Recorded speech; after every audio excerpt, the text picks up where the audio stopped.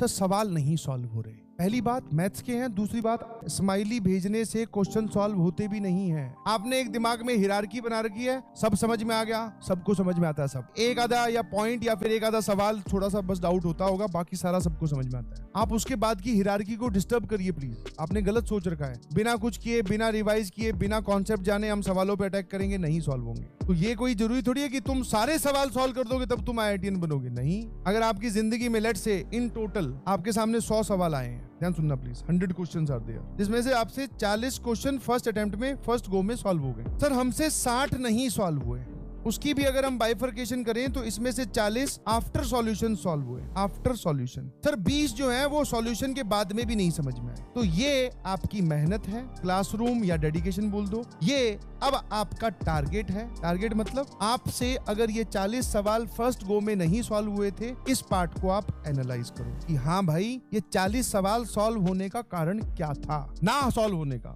मुझसे नहीं सॉल्व हुआ, प्लस माइनस का एरर था, मैं मैथ्स की बात कर रहा हूँ। कॉन्सेप्ट ही नहीं पता था, हमें टीचर ने नहीं पढ़ाया, ऐसा कुछ सुना नहीं, बहुत सारे कारण निकल के आए। उसके बाद में जो ये 20 बचे, इनको आप क्रिटिकल थिंकिंग वाले पार्ट में रखिए। समझ में आया? ये वाले जो 20 है, जो सॉल्यूशन देखने के बाद में भी नहीं समझ में आएगी ये क्या बोल रहा है, इनको CTQ में आप रखिए, क्रिटिकल थिंकिंग वाले में। इनको आपको बार बार देखना पड़ेगा, और ये एक बार में नहीं होते हैं। और अभी इस मूवमेंट पे ऐसे याद रखना पड़ता है जैसे हम लोग याद रखते हैं कि एक सवाल था यार उस चैप्टर में, बड़ा बहुत जोरदार सवाल था, उसको सॉल्व करने का तरीका ये था। ऐसे तुम सोच रहे हो कि थ्योरी पढ़ते ही सवाल सॉल्व होंगे, ये 10वीं वाला तरीका छोड़ दीजिए, ऐसा नहीं होता है। आपकी चैप्टर में लर्निंग ड्यूरिंग द कोर्स, जब आप चैप्टर पढ़ रहे हैं तब उसमें लर्निंग होती है 30%, रिवीजन से 20% और बढ़ा लो, बाकी 50% चैप्टर की लर्निंग होती है प्रैक्टिस से। और आप गणित की बात कर रहे हैं स्पेशली, सर सवाल नहीं सॉल्व हो रहे। पहली बात मैथ्स के हैं, दूसरी बात दिमाग लगेगा, जोर लगेगा बहुत ज्यादा, और प्रैक्टिस की कोई अपर लिमिट नहीं है। जो जितनी अच्छी प्रैक्टिस करेगा उसके उतने ही अच्छे